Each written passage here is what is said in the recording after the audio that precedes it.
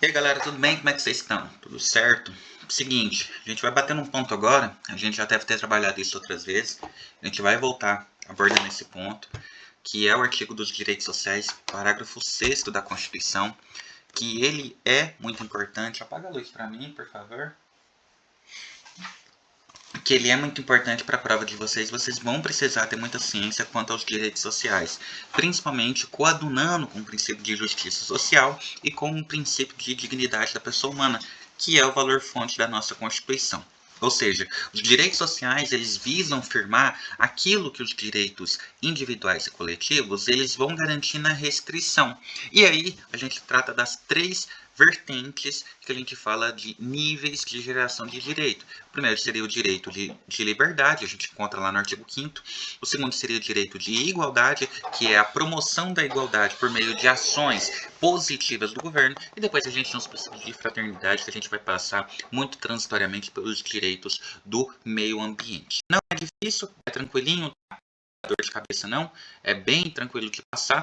E a gente vai ver a Constituição. Lei seca aqui é fundamental, tá? Muita lei seca, que é o que normalmente vem cobrando. Na prova ela vem no sentido de pedir lei seca. Então vamos para cima. Artigo 6º da Constituição. Então a gente está diante dos direitos sociais. Os direitos sociais são esses direitos que têm uma responsabilidade do próprio Estado de fazer esses direitos chegarem a nós, não é? Esses são os direitos que a gente tem o direito de ter alcançado por meio de medidas positivas, beleza? São direitos sociais. Quais são os direitos sociais? A educação, a saúde, a alimentação, o trabalho, a moradia, o transporte. Deixa eu mudar aqui. O transporte, o lazer, a segurança, a previdência social, a proteção à maternidade e infância, proteção à maternidade e infância, a assistência aos desamparados na forma desta Constituição. Existem outros direitos sociais que eles poderão aparecer para você, não aqui, tá? Em outros documentos que reconhecem esses direitos sociais que não estão previstos aqui, ou em outras partes da Constituição que a gente vai entender como direito social. Então, esse rol que a gente vai dizer é um rol exemplificativo, tá? Ele não é um rol taxativo. É um rol assim, ó. Os direitos sociais que a gente pode dizer são esses, mas não são só esses. A gente pode encontrar outros em outras partes da Constituição. Show de bola? Parágrafo único. Todo brasileiro em situação de vulnerabilidade social terá direito a uma renda básica familiar, garantida pelo poder público em programa permanente de transferência de renda, cujas normas e requisitos de acesso serão determinadas em lei, observada a legislação fiscal e orçamentária. Vamos lá? São direitos dos trabalhadores urbano e rural. Então, para aí.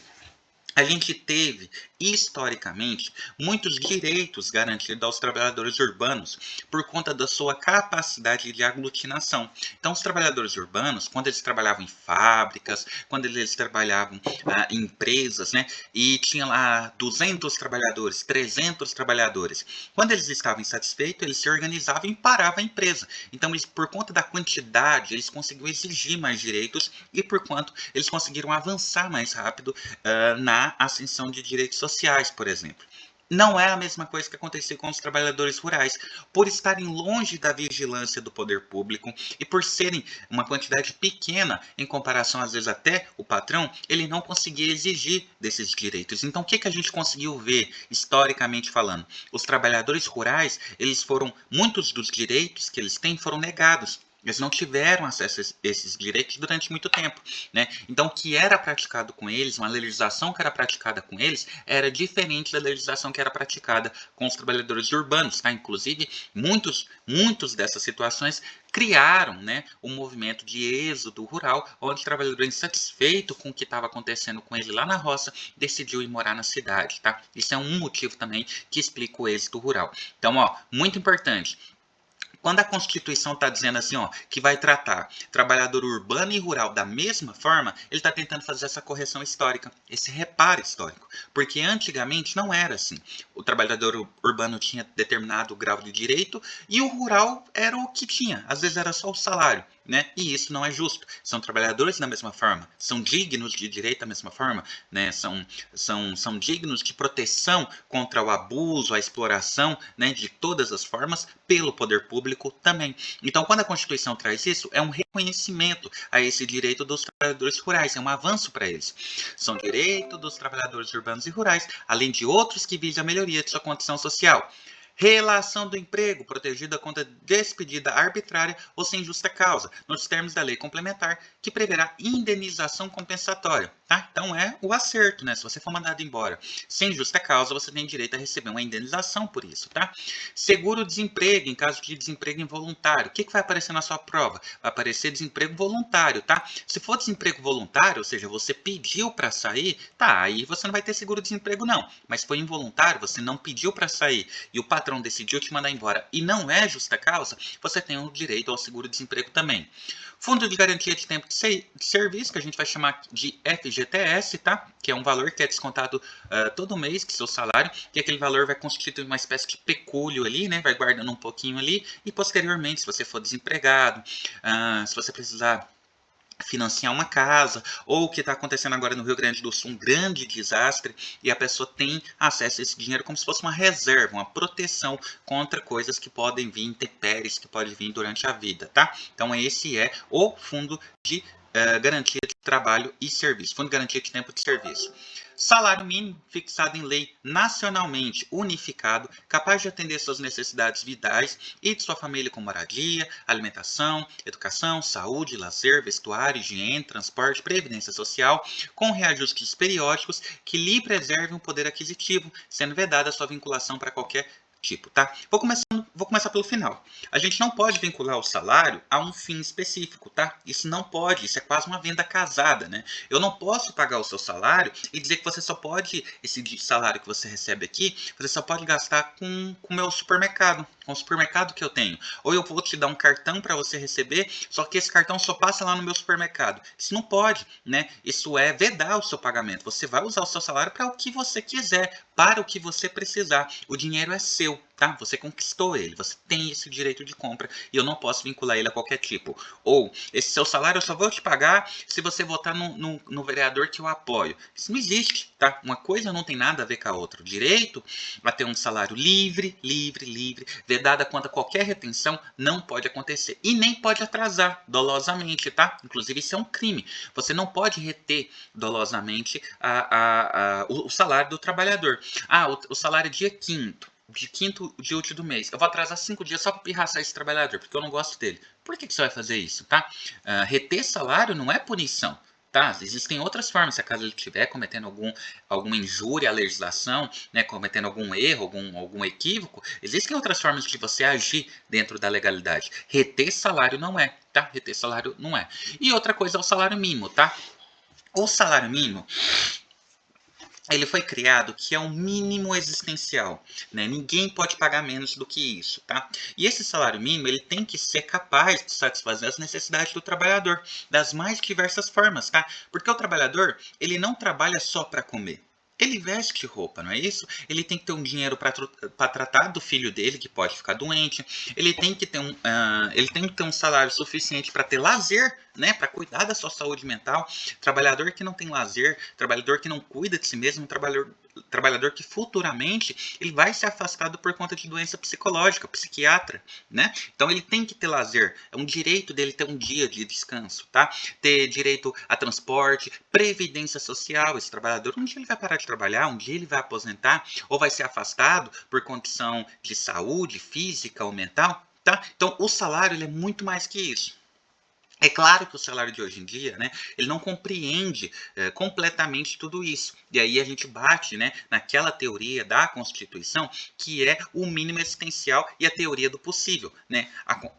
O governo federal ele pode fazer aquilo que ele consegue fazer. Não tem como, né, a gente falando de 200 e tantos milhões de brasileiros, ele conseguindo provar que não tem capacidade de pagar um salário melhor. Mas esse salário deve ser reajustado periodicamente, sempre mantendo ou aumentando aumentando o poder de compra do trabalhador, tá? Que isso é sinal de desenvolvimento humano e desenvolvimento econômico do país. A gente mede se o país está melhorando ou não a partir do momento que o trabalhador ele consegue ter mais acesso aos bens de consumo. Isso é um sinal de que esse país está crescendo, está desenvolvendo, está se tornando um país, né, justo, econômico e forte, né? É o caso do Brasil, que a gente sempre torce para isso acontecer.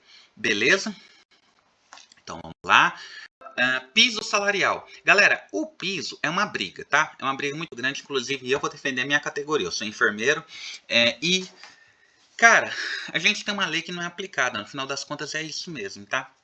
A gente fica muito chateado porque com muita mobilização, com muita manifestação, durante 2 anos a gente ficou brigando pelo piso salarial, conseguiu votar o projeto, conseguiu fazer a emenda constitucional, conseguiu mudar a lei da categoria, né, a lei orgânica da categoria, conseguiu tudo. E hoje, né, por decisão do STF, esse piso não é aplicado e eu nem sei te falar mais por quê, porque eu parei de acompanhar. Né? Não pode aplicar por isso, é um mínimo existencial, não pode. Engraçado que o médico tem um piso, o fisioterapeuta tem o piso e o enfermeiro não pode ter o piso. No final das contas é isso, tá? Mas eu vou falar o que seria o ideal. O seria o ideal é que algumas categorias elas ganhassem um mínimo, tá? Ganhassem um tanto mais. Por quê? Porque essas categorias, elas se arriscam mais do que as outras, tá? Elas têm que ter uma qualificação melhor, uma mão de obra mais qualificada, passa mais tempo dentro da faculdade, né? Fora os cursos que a gente chama de educação continuada e educação permanente, tá? E essas categorias, muitas das vezes, arriscam a própria vida para fazer aquela prestação de serviço, tá? Para fazer um trabalho. Então, essas categorias, elas deveriam ser tratadas com um piso de acordo com a sua complexidade e de acordo com a extensão do seu trabalho que é feito, tá? Categorias como essa. Continuar na chamada. Quais categorias a gente poderia citar? Uma categoria que a gente pode citar como médico, por exemplo. Existe uma alta qualificação para ser médico. São 6 anos de faculdade, 4 anos de residência, né? 2 anos de especialização. São muitos anos, são mais de 10 anos estudando, né? Arriscam a vida com a possibilidade de pegar meningite, HIV, né? Pode pegar tuberculose, pode pegar Covid. Arriscam muito a vida, né? E eles têm direito de receber um piso. É justo que eles recebam um valor condizente com a complexidade e a extensão do trabalho que executam. Outra categoria, o pessoal que trabalha com raio-x, né? Os técnicos de raio-x, eles têm que receber um piso e segurança maior para eles. A chance desse técnico de raio-x desenvolver um câncer é 60% maior do que o Wender de desenvolver um câncer, né? Porque eles estão lidando diretamente com energia nuclear, estão lidando, muitas das vezes, diretamente com Césio 137. Eles ficam mais tempo expostos naquela condição ali. Eles não podem, né, ter negado o seu direito de um piso salarial e complexidade, né? Uma diminuição da carga de trabalho, né? E tendo lá uma proteção à segurança. Então, tudo isso leva-se em consideração na criação do piso salarial, que deve ser para toda a categoria. Isso seria o legal, que toda a categoria tivesse o piso salarial. Isso é um sentido de valorização, é um sentido de respeito, tá? Mas infelizmente a gente não tem. E aí eu volto para minha profissão, né? Que é uma profissão que se arrisca mais do que a enfermagem, né? Eu já fiz teste de HIV porque uma vez eu furei o dedo com agulha. Tive que fazer teste HIV, tive que fazer acompanhamento, né? Graças a Deus tô bem, não tenho nada errado, mas olha o risco que eu corri, né? O risco que a gente corre durante o dia a dia, quando vai atender um paciente que é politrauma, um paciente que é vítima de ferimento de arma branca, arma de fogo, né? Que é alvejado, né? A chance de pegar uma doença ali é muito grande, né? A nossa proteção às vezes é só uma luva, né? Uma luva de procedimento, né?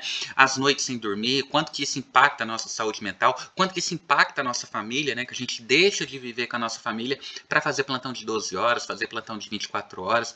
Eu já fiz plantão de 100 horas, né? 108 horas direta. Então eu deixei de viver a minha vida, deixei de estar com a minha família para ir cuidar dos outros, né? Gente, não seria justo? Seria justo, tem o piso, só que hoje, infelizmente, ele não é aplicado. É só para dar um exemplo para vocês entenderem o entendimento básico e o piso salarial. Irredutibilidade do salário, salvo disposto em convenção ou acordo coletivo. Não podem reduzir o salário, tá? O salário é uma conquista, é um avanço. Mas, se acaso uma determinada categoria de uma determinada empresa estiver passando por uma situação financeira muito grave e for um acordo coletivo, ou seja, a gente juntar o sindicato, todo mundo sentar e concordar em fazer, aí pode ter, tá? Temporário, aí vai depender do acordo. Mas eu não posso reduzir o acordo só porque eu quero, sem ter essa comunicação com a categoria, tá? Sem ter essa comunicação com a categoria. tá? Garantia de salário nunca inferior ao mínimo, nunca inferior ao mínimo, para os que percebem remuneração variável. Então eu sou vendedor, e aí meu salário é o quanto que eu vender, 30% de tudo que eu vender. Imagina que eu sou um vendedor de moto, por exemplo, ou que eu sou um vendedor de eletrodoméstico. Aí naquele mês, foi um mês que choveu bastante, pouco movimento no centro da cidade, não consegui vender bastante. Eu vendi uma cama. Um mês todinho eu só vendi uma cama. E aí eu vou receber meu salário de R$ 130, é justo, sendo que o salário mínimo hoje está 1.420, 1.390, não sei. E aí é justo que eu receba R$ 130 de pagamento? Não. Nessa situação que as minhas vendas não forem suficientes para pagar pelo menos um salário mínimo, eu vou receber um salário mínimo, tá? É minha segurança de que um salário mínimo eu vou receber, tá? Se eu conseguir vender mais, aí eu recebo mais, tá? Mas eu não posso perceber uma remuneração menor que um salário mínimo para quem tem renda variável, beleza? 13º salário com base na remuneração integral ou no valor da aposentadoria. Então você tem o 13º salário levando em consideração sua remuneração integral. Beleza? Levando-se em consideração a remuneração. Não vou pegar muito nisso, porque isso não cai em prova. Só vai perguntar se tem ou não direito ao 13º. É uma questão fácil. Então isso aqui a gente não vai ter muita preocupação não, que isso aqui vai ser tranquilo. Beleza? Então vamos lá. Remuneração de trabalho noturno superior à do diurno, tá? Que é o que a gente chama de adicional noturno. Então, se você trabalha à noite, se você trabalha de madrugada, né, a sua qualidade de vida ela é diferente, né? A sua vida ela é diferente. Você vive mais cansado, isso tem um impacto na sua saúde, tá? Você envelhece mais rápido. Quem trabalha à noite tem uma condição, né, que a gente muda o nosso relógio biológico, tem um nome para isso, eu acho que eu esqueci o nome.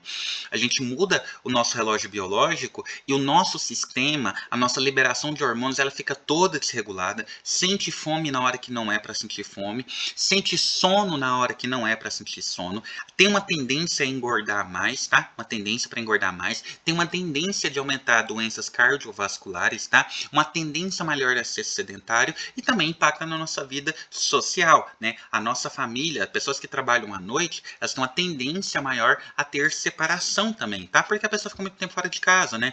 Então, às vezes, vai desconectando com a esposa, com o marido. Então, olha o quanto de transtorno que você tem se você fazer um trabalho noturno. Né? O trabalho noturno, ele atrapalha, ele impacta a vida do trabalhador, né, de forma, às vezes, até irreversível. Estou falando do caso de doenças cardiovasculares. Então, o trabalhador noturno, ele não pode receber a mesma remuneração do trabalhador diurno, tá? Tem a necessidade de ter o trabalhador noturno? Show de bola! A gente vai receber uma remuneração maior. Proteção do salário na forma da lei, constituído um crime, sua retenção dolosa, não pode reter dolosamente o salário do trabalhador, tá?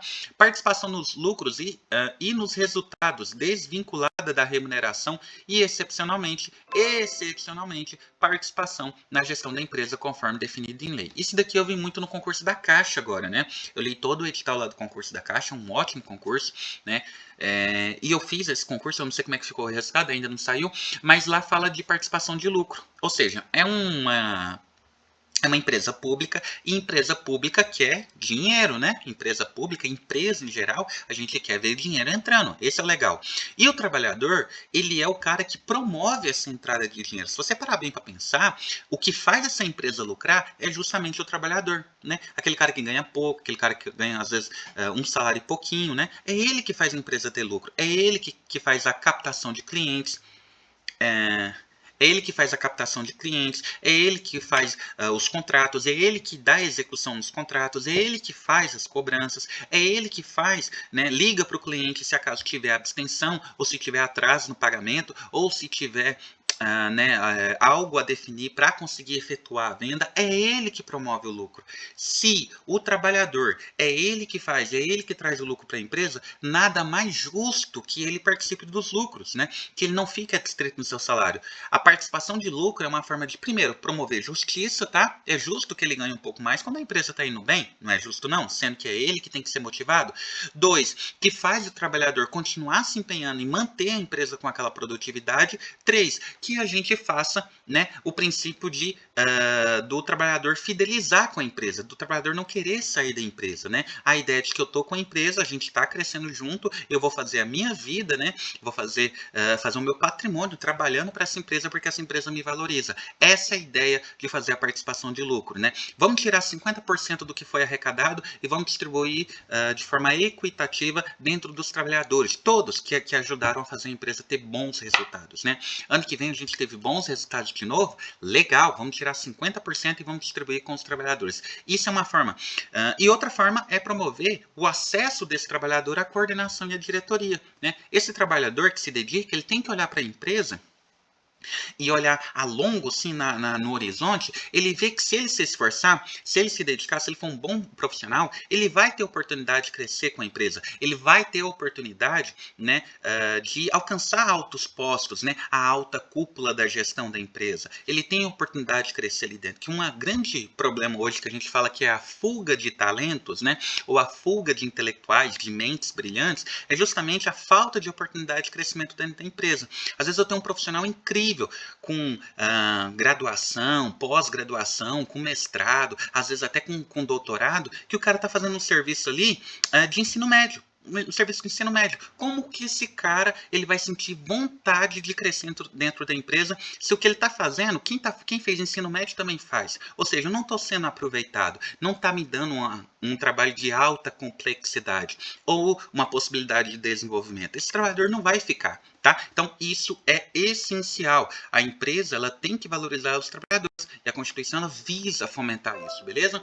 Salário e família paga em razão dependente do trabalhador nos termos de baixa renda. Então, eu vou dar um exemplo que eu sei que acontece. Aqui no município de Rio Verde, todo servidor público, seja estatutário, ou seja estatutário, ou seja, de contrato, que a gente chama de PSS, que é o Processo Seletivo Simplificado, ele tem direito a ganhar um adicional no seu salário para cada filho que ele tem menor de 5 anos. Então, vamos imaginar que seja R$500. Se ele ganha R$2.000, ele vai ganhar R$2.500 em razão do salário família, que é considerado um adicional que é pago para quem tem baixa renda, que é uma forma de você tentar ajudar essa pessoa que tem um gasto a mais, que é um filho. Porque se você parar para pensar, o filho não trabalha e o filho é um gasto constante, né? Às vezes ele fica doentinho, às vezes ele precisa de uma roupa, às vezes ele precisa de uma fralda. Fralda gasta muito, né? Leite materno, aqueles leite em pó é caro pra caramba, cada lata R$70, R$130.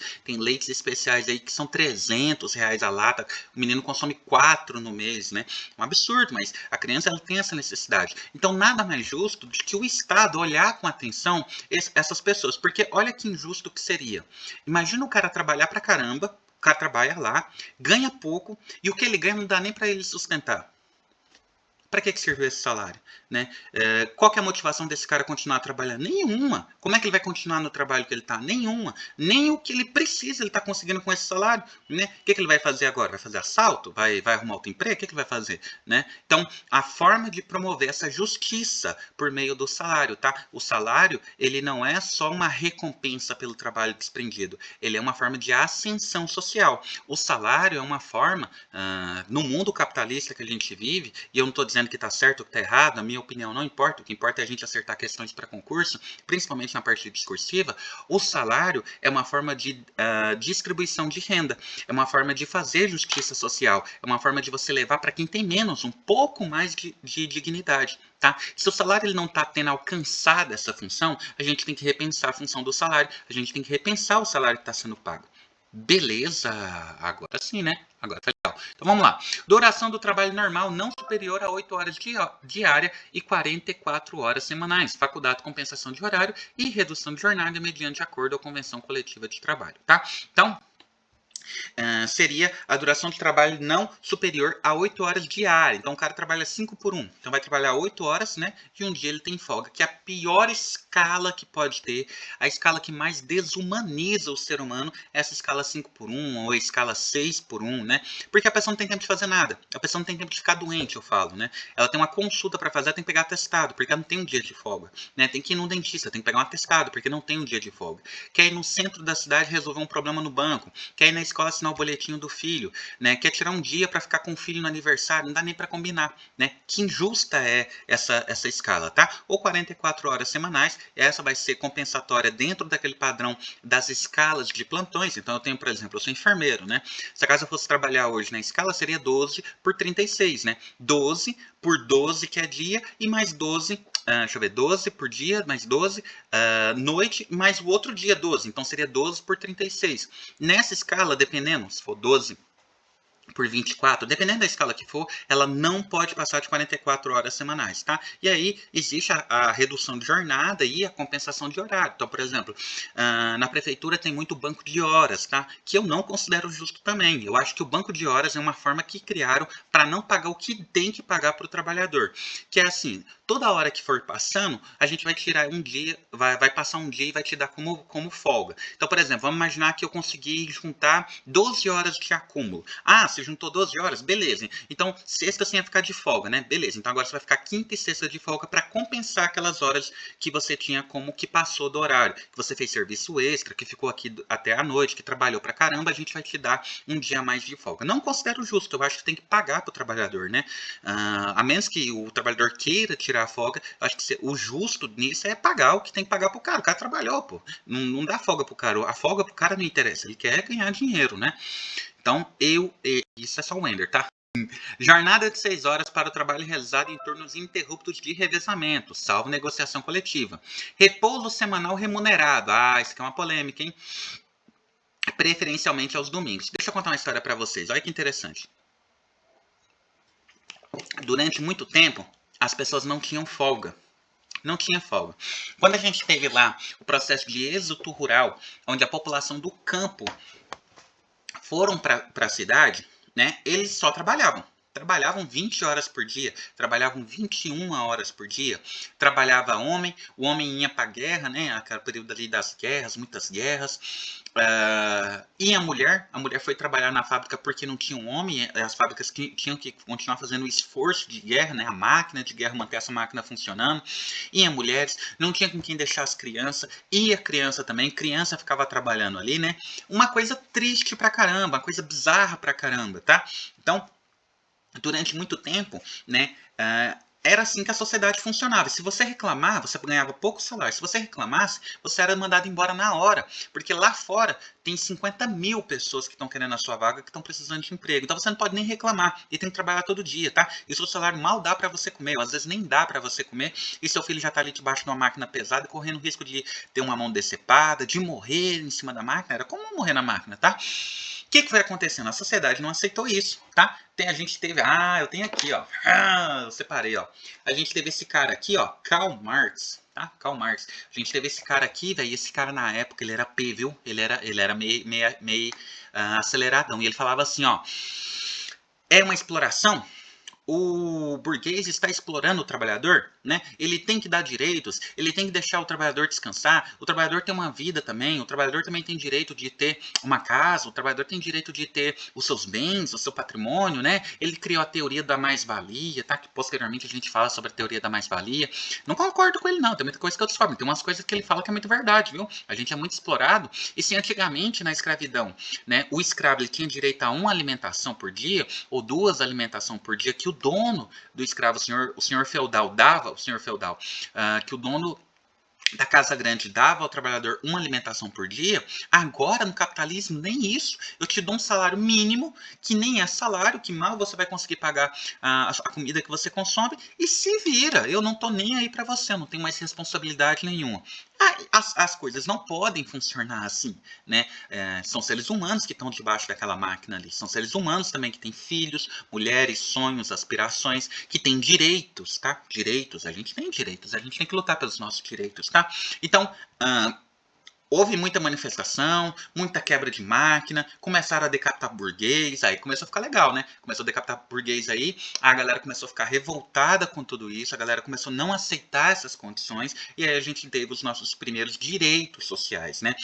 Veio o Estado veio tentar apaziguar isso, garantindo os direitos sociais. Entre os direitos sociais, um grande chanceler alemão, o Bismarck, lá no século XVIII para o século XIX, ele criou as a casa de aposentos, tá? Que seria um valor que a gente destinaria parte do lucro da empresa para garantir que essa pessoa que está na máquina, que está idosa, que está doente, vá para os seus aposentos para terminar de morrer, para ter uma dignidade no fim da vida, que a gente vai chamar posteriormente de aposentadoria, tá? Então, os aposentos, né, seria ir para a cama, né, e descansar na cama, já doente já, ele teria o direito à aposentadoria, beleza? Ele teria direito à aposentadoria. E dentro dos direitos, a gente começou a perceber que se o cara tivesse um dia da semana para ficar em casa descansando, ele rendia mais. É claro que rendia, ele descansava, ele conseguia voltar com mais vontade no outro dia para render. Então criou-se a ideia do descanso semanal remunerado, tá? Remunerado, não pode deixar de pagar esse dia para o trabalhador. Ele trabalhou a semana toda, ele tem direito a tirar um dia, né? E hoje a gente até está discutindo, mais recentemente, se não seria justo que o trabalhador tivesse 3 dias da semana de descanso remunerado, que para mim seria justo, né? Você trabalhasse 4 dias para a empresa e que tirasse 3 dias da semana para você viver a sua vida, para você viajar, para você ficar com a sua esposa. E hoje, com a automação que a gente tem, falando a respeito de equipamentos, de máquinas, de inteligência artificial, a gente conseguiria obter isso. E isso seria um avanço do Welfare Bank States, né? Welfare State, eu acho que é isso, né? Que é o bem-estar social, Welfare State, é isso, que seria o estado de bem-estar social, aonde a sua vida não é para trabalhar. Trabalho é um meio, algo que você vai fazer, mas que a sua vida não seja trabalhar. Que você consiga fazer mais do que além de trabalhar. Que você consiga viver, criar seus filhos, ter uma vida satisfatória e feliz. Que você busque os seus sonhos, tá? É por isso que a gente tem direito. Então, o descanso remunerado foi um avanço histórico, tá? Não tinha, a gente conseguiu. Se a gente não ficar burro, se a gente não ficar esperto, a gente vai perder. E a ideia dos 3 dias semanais de descanso remunerado é uma ideia que está avançando bastante. Existem países na Europa que estão fazendo testes para ver se melhora a produtividade, tá? Há bons indícios que sim, pode ser que no futuro a gente tenha uma consulta pública para criar os 3 dias de descanso remunerado, assim como a gente tem o 13º, assim como a gente tem o FGTS, assim como a gente tem o Código de Leis Trabalhistas, assim como a gente tem o seguro-desemprego, todos esses direitos que foi garantindo ao trabalhador maiores condições de ter uma vida, um bem-estar social. Welfare Benefits. Beleza, eu acho que é assim. Remuneração do serviço extraordinário superior em 50% ao do normal. Gozo de férias anuais remuneradas com pelo menos 1/3 a mais do que o salário normal. Férias. Nossa, ainda mais férias. As férias. A quantidade de lucro que a gente dá para a empresa nos daria até mais do que um mês, né? A gente tem aí quem é servidor público, ele tem alguns direitos além das férias, tá? A gente tem um quinquênio, que a cada 5 anos você vê um adicional no seu salário de 5%, tá? Então, se o aumento daquele ano foi 10% no geral, corrigindo a inflação, você teria os 10% mais 5% do quinquênio pro resto da vida, tá? Passou mais 5 anos. Opa, já tem 10 anos que o Wender é servidor público. Ah, o Wender tem 10 anos que é servidor? Pô, legal. Vamos dar mais 5% de aumento para ele, que é o quinquênio. Então, 10 anos seriam 5 mais 5. Ele teria, né, 5% mais 5%, 10% de aumento, mais o aumento anual, que se for 5%, se for 10%, mais esse aumento anual que vai incorporar no salário dele. Isso é o quinquênio. E também tem a licença prêmio. Aí vai depender de legislação para legislação. Eu vou falar do meu concurso que eu conheço bem, que eu já li bastante. A licença prêmio, ela fala que a cada 3 anos, você tem o direito de tirar 3 meses de licença prêmio, tá? Você tem o direito de tirar 3 meses de licença prêmio. Ou seja, é uma licença que você continua recebendo seu salário, mas que você vai ficar na sua casa, vai descansar, ou vai viajar, ou vai ficar com a sua família, né? Sei lá o que você vai fazer com isso. E essa licença prêmio, ela é acumulável, tá? Eu não sei te falar agora exatamente como que tá, porque teve votação recente. Mas antigamente a pessoa ia acumulando, e se quisesse tirar essa licença prêmio quando estivesse quase aposentando, ela poderia. Por exemplo, o Wender juntou 3 licença prêmio. Então tem 3, 6, 9 meses que o Wender tem para tirar de licença prêmio, mais um mês de férias. Dá 10 meses, né? Pensando na férias anterior, daria um ano. O Wender teria um ano para tirar antes de aposentar, porque não pode levar para aposentadoria. O Ender tem 1 ano para tirar de licença-prêmio, mais férias, mais tudo que ele tem para tirar. Falta 1 ano para o Ender aposentar. O que a gente vai fazer? A gente vai dar as licença-prêmio para o Ender, vai deixar correr esse período todinho e no ano que vem o Ender volta só para a gente aposentar ele. Isso pode ser feito, tá? Ou pode ser feito a venda das licença-prêmio, tá? E paga-se muito bem por essas licenças. O Ender falta 1 ano para o Ender aposentar, ou o Ender não quer tirar essa licença-prêmio e quer negociar ela com a prefeitura. Aí você vai lá, né, lá na sua secretaria e vê se eles têm interesse. Normalmente tem, tá? Porque às vezes precisa de um servidor, às vezes você é um servidor de alta complexidade e extensão, às vezes você é muito bom naquilo, não tem outra pessoa para colocar no lugar, você pode vender essa licença prêmio, tá? Também é um direito adicionado ao trabalhador. Beleza ou não? Aí vai como o que você quer. Eu já vi gente pegar a licença prêmio e vender para comprar casa, já vi gente vender a licença prêmio para comprar carro, né? Aí cada um faz o que quer, mas que você tem esse direito. Licença à gestante sem prejuízo de emprego de salário, com duração de 120 dias. Licença paternidade nos termos fixados em lei. As 120 dias não mudou, tá, galera? Hoje está 180 dias, mas se perguntar conforme a Constituição, a gente vai colocar 120. Licença paternidade, beleza? Proteção. Deixa eu voltar aqui, ó. A licença paternidade, olha só. A licença paternidade. Ela também pode ser usada em caso de adoção. Em caso de adoção. Então, vamos imaginar que o Ender queira adotar. O Ender não decidiu adotar, ele quer ser pai. Se eu adotar, e a minha esposa também, é claro, né? Se eu adotar em conjunto com a minha esposa, fazer uma adoção, a gente tem direito tanto à licença paternidade quanto à licença maternidade, tá? Para cuidar, para fazer adaptação, é um período difícil, né? Tem que ir enquadrando as coisas, então tem esse direito de licença paternidade e licença maternidade. Proteção no mercado de trabalho da mulher mediante incentivos específicos nos termos da lei. Se a gente deixar a economia funcionar do jeito que vai, mulher não é contratada. Não é. Sabe por quê? Porque eu, como empresário, eu não vou contratar mulher. Sabe por quê? Porque a mulher tem licença maternidade. Sabe por quê? Porque a mulher, todo mês, ela tem lá o seu ciclo menstrual. Ela pode sentir dor e ela pode não querer vir trabalhar porque teve um problema.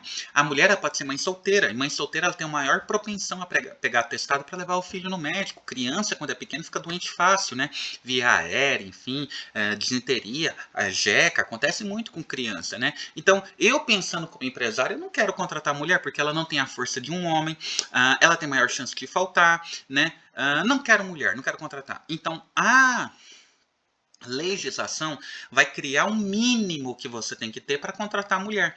Se a gente parte do princípio que o trabalho é o que promove a ascensão social, né? É o que promove a inclusão social, é o que promove dignidade, e a gente não cria mecanismos para garantir dignidade para todos, inclusive para as mulheres, para os deficientes, para os negros, isso não acontece. Eles ficam uma lei que é muito bonita de ler, mas ela não tem aplicação na prática.